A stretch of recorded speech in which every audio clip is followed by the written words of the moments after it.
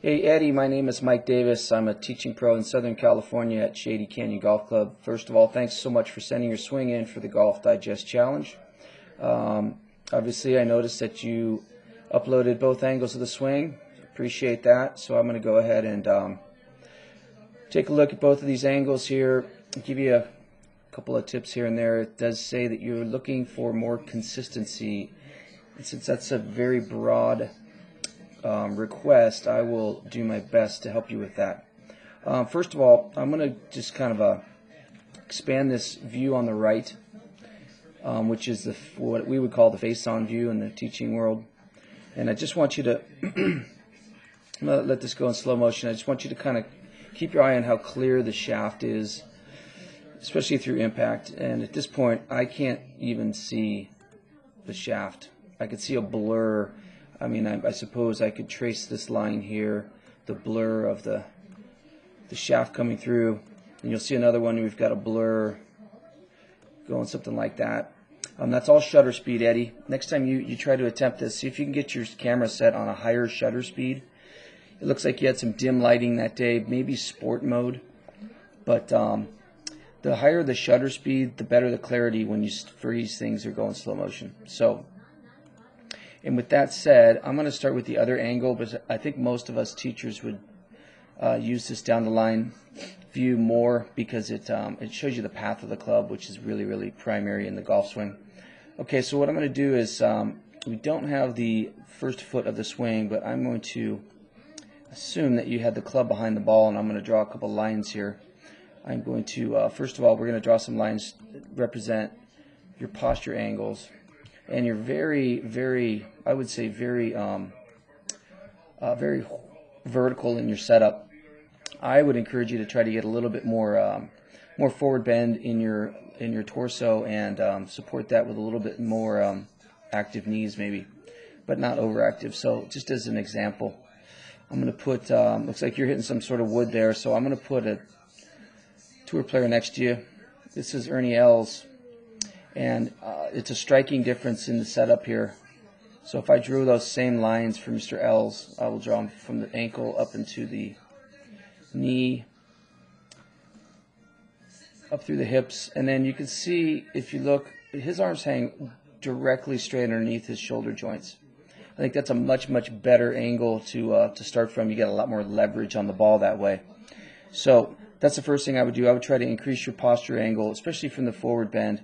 And that's what I would call the spine tilt. So if you could bend more from the hips, something like this, then that club would come more underneath you and it would look a little bit more like that. I think that would be much better for you. Okay, so let's clean that up a little bit. And the next tool I'm going to draw is what we call the plane tool. And I'm going to assume, once again, you had the club behind the ball. I'm going to draw this through your waist. I can't really see where the shaft would have been. It probably would have been up here through your hands. So this red shaded area represents the area we'd like to swing the golf club. I'm going to draw a white line here, Eddie, on the bottom of this shade. We're going to call that the base of the plane. I'm going to put a yellow one up on the top. I'm going to call that the top of the plane. And I'm sure all the purists in the golf community would love to see people to swing right through the center on that black line, which would be right on plane.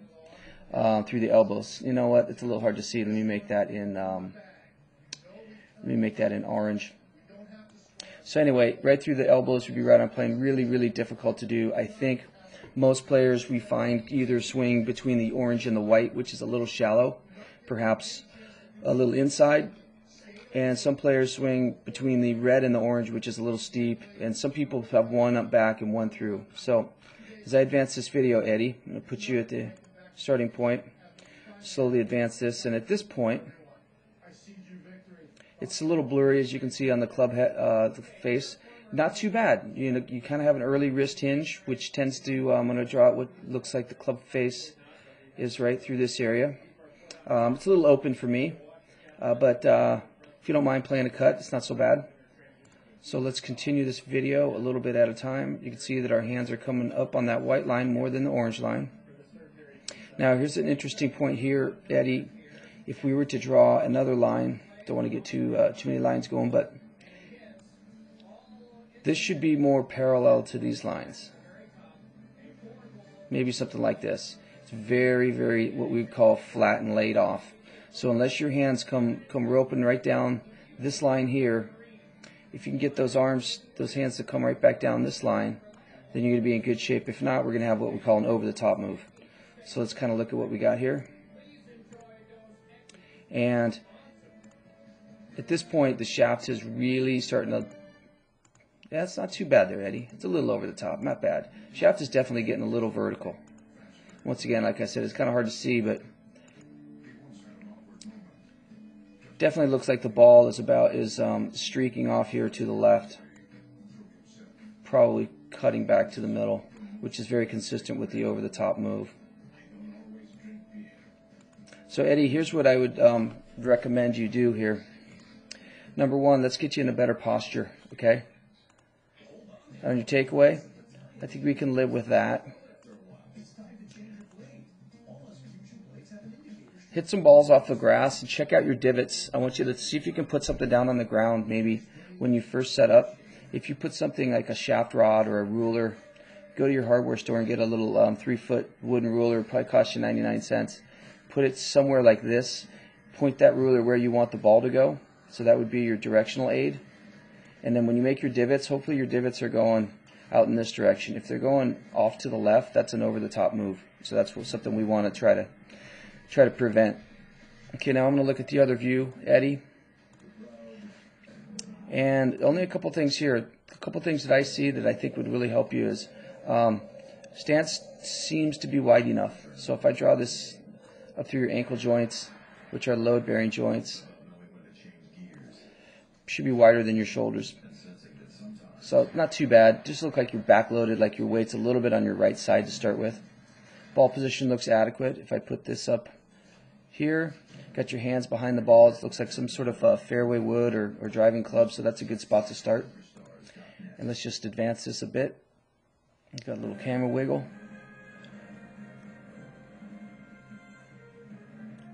So I'm guessing your camera was on autofocus because it keeps trying to focus in on different points. Okay, big lack of power here, Eddie. Two ways I see that. Number one, this right leg is completely straightened up, and starting to get this right knee coming in. Excuse me, left knee towards the right knee. You want to keep an increased space in there. Okay. So if you keep your right knee flexed during your backswing, you'll create better coil, and that left knee won't be able to invade that area. Also try to keep your left knee, or your left heel in this area. Try to keep that thing glued down to the ground. Use that as an anchor, not a release. Okay, on the way down, kind of hard to see with the blur, but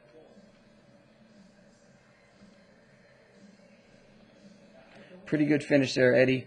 Not sure how much you play, how much you practice, and who you get lessons from, but a couple of things. I would increase your posture angle, number one. Number two, I want you to imagine that you have some sort of a volleyball, basketball, handball, anything that you could put between your legs, a small medicine ball, and hold that space together. Keep the right knee flexed and turn against it and create better coil. That will definitely make your base more consistent, and if your lower body tends to collapse underneath you, all the action, all the turning, all the effort you put through your hands and arms and leverage structure is not going to perform under pressure. So try to get that consistency with a better posture, and try to get some, note your divot patterns, and good luck to you. Thanks so much for sending your swing in, Eddie. I'll clear this up and let it go one more time in regular speed. If you have any comments or questions, my name is Mike Davis. Here's my email address. Thanks again for sending your swing into the Golf Digest Challenge. Have a great summer, Eddie. Enjoy yourself. Bye-bye.